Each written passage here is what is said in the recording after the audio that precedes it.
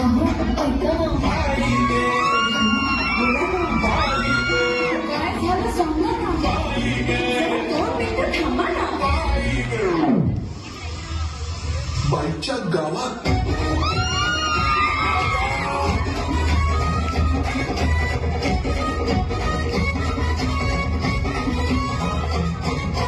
पैठणी आणली तर नुसती धनी राहिला ना कंबर पट्टा. खेळ संवाद आणि कुस्ती कधी पुन्हा मग कीर्तीचा कट्टा.